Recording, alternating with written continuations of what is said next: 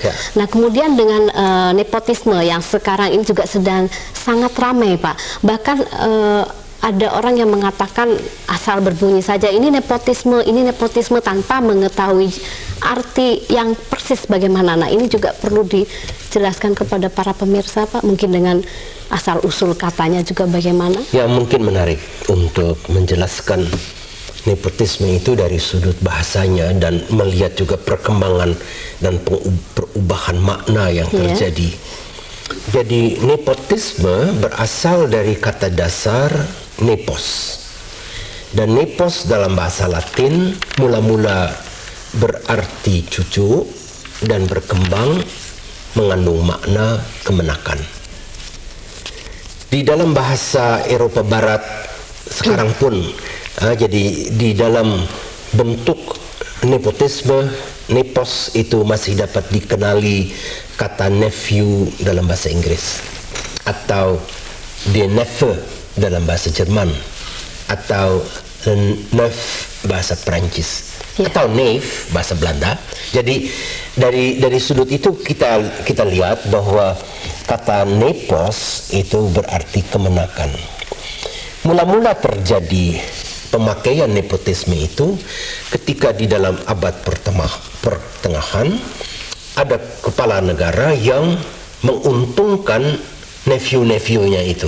Nah, kemenakannya jadi itu masih kerabat ya, Pak, ya? sebagai kerabat tanpa memikirkan apakah mereka itu memiliki kemampuan atau bakat atau keterampilan. Nah, bagaimana dengan dihubungkan juga dengan Undang-Undang Dasar 45 kita yang pasal 33 mengenai asas kekeluargaan. Itu juga tentu akan kita bicarakan. Mari saya ingin menyelesaikan dahulu pembicaraan tentang nepotisme. Yang disalahkan pada nepotisme itu adalah pengutamaan pertalian kekerabatan tanpa memperhitungkan kemampuan. Nah, kalau kerabat itu mempunyai kemampuan, ingat saja akan Robert Kennedy yang merupakan adik kandung Jack Kennedy, tetapi sangat mampu dan tidak perlu kita tuduh terjadi nepotisme. Nah, di dalam Undang-Undang Dasar rupanya ada pihak yang ingin menerjemahkan atau menafsirkan kata kekeluargaan itu secara harfiah. Jadi di dalam Undang-Undang Dasar kita itu memang dinyatakan bahwa ekonomi Indonesia itu harus berasas kekeluargaan. Dan hal ini disalahgunakan atau dimanfaatkan. Padahal jika kita menyelami semangat Undang-Undang Dasar tahun 45, maka pada saat itu kita ini sedang menghadapi kapitalisme imperialisme. Para pendiri bangsa kita itu ingin membangun ekonomi negara kita. Ingat saja pengaruh Bung Hatta di dalam penyusunan Undang-Undang Dasar yang menggandrung, mencita-citakan ekonomi yang diwarnai oleh koperasi. Jadi asas kekeluargaan itu diajukan sebagai pertentangan terhadap kompetisi persaingan bebas. Ya, baik Pak, mungkin kita juga akan perlu mengetahui juga yang saat ini bukan kerabat tapi juga diributkan, itu apa Pak? Ya, saya duga Anda bermaksud dengan kroniisme. Iya, betul. Atau konco ya. Jadi kroni berasal dari kronios yang berarti langgeng, dan kronios itu dan kroni dalam bahasa Inggris kemudian berarti kawan dekat yang lama. Jadi kita dalam sejarah Indonesia yang mutakhir kita kenal bahwa pejabat tinggi sejak dahulu bersama-sama dengan kawan dekatnya itu membangun perusahaan atau kekuasaannya.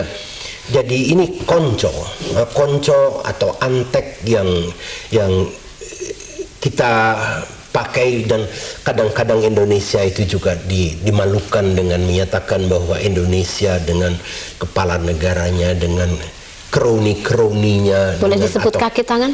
Ya, kaki tangan, kapitalisme, kroni kapitalisme. Jadi berarti bahwa kapitalisme tetapi hanya yang memperoleh keuntungan itu konco-konconya, antek-anteknya, kaki tangannya. Itu juga tetap ya, jadi ini satu varian dari nepotisme yang menyangkut memberikan keuntungan kepada kerabatnya, pada ahli kerabatnya, sedangkan ada kalanya bahwa bukan ada pertalian kerabat, akan tetapi pertalian kepentingan atau pertalian persahabatan. Tanpa melihat dan di dalam bahasa Inggris hal ini memang dibedakan. Saya kira bahwa di dalam bahasa Indonesia cronyism itu mungkin bisa berbentuk persekoncoan. Gitu. Baiklah Pak, ternyata sebetulnya menarik sekali, masih ada istilah lain yang sebetulnya juga perlu diketahui para pemirsa. Namun sayang sekali waktu juga sudah suntuk dan kita harus mengakhiri acara ini. Terima kasih atas penjelasan dan kehadiran Bapak di studio. Nah para pemirsa, dengan penjelasan yang singkat ini mudah-mudahan bermanfaat bagi Anda. Terima kasih atas perhatian Anda dan sampai berjumpa kembali.